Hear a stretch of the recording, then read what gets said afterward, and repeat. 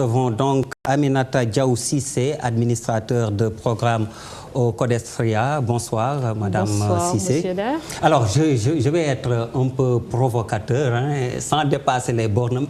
Qu'est-ce qu'il vous faut de plus que la parité? Qu'est-ce qu'il nous faut de plus que la parité? Peut-être pour être sur le même registre de la provocation que vous, je dirais qu'il nous faut le pouvoir et une femme présidente de la République. Mais pour être quand même beaucoup plus sérieux, je crois que ce qu'il faut comprendre par le biais de la loi sur la parité, c'est que c'est simplement un instrument.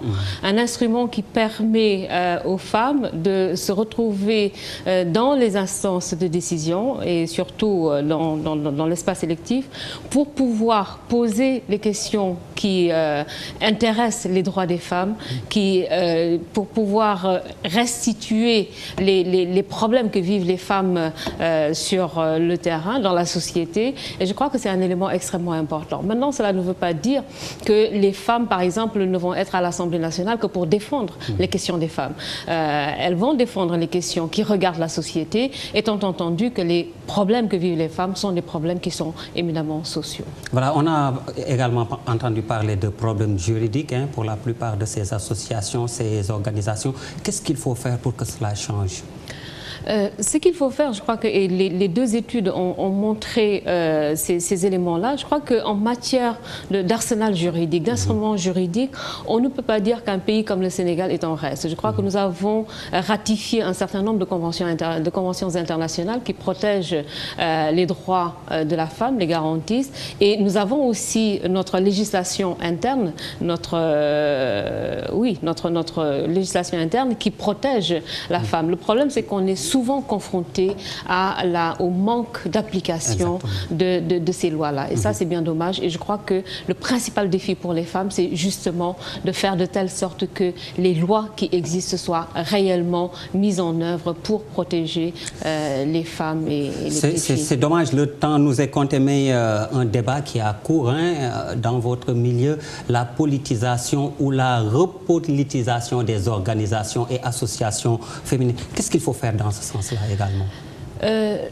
Quand on regarde un peu l'historique de ce mouvement ou de ces mouvements sociaux de femmes, ce dont on se rend compte, c'est que le concept genre a été un concept révolutionnaire qui a permis aux femmes de s'approprier un discours qui leur permettait de revendiquer des droits. Et cela, je crois que c'était un élément extrêmement important. Et ceci à la faveur, bien entendu, d'un contexte international qui a favorisé cette appropriation par les femmes à l'interne de ce concept pour défendre leurs droits.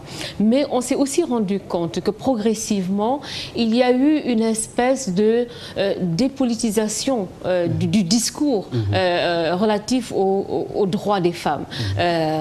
C'était devenu quelque chose de technique, c'était devenu quelque chose de marginal, c'est-à-dire quelque chose qui était posé à côté, mais pas à l'interne, c'est-à-dire dans la problématique politique elle-même.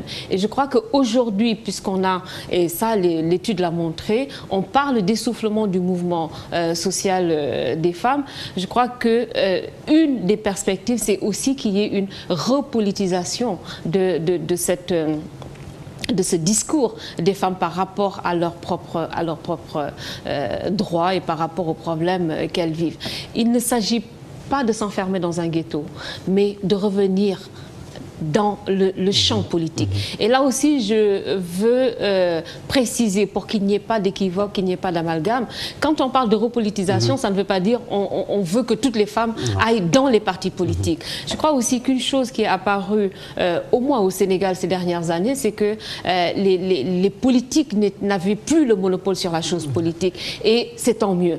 Ça veut dire quoi? Ça veut dire que nous avons à la fois besoin des acteurs politiques principaux que sont les partis politiques, mais aussi de toutes ces associations, de cette société civile qui est dynamique et qui permet, une posture citoyenne et une posture aussi de vigilance par rapport à ce que font les politiques. Et ça, je pense que c'est vraiment le défi. Oui, c'est vrai qu'en 2012, avec les élections, on a assisté à l'émergence d'un nouveau type de leadership politique, comme vous avez dit. Alors, pour terminer, je reviens à la charge autrement. Est-ce que vous ne pensez pas que c'est tout simplement de la discrimination, même si elle est positive, encore une fois, la parité? Est-ce que la promotion ne doit pas être tout simplement assujettie à la compétence?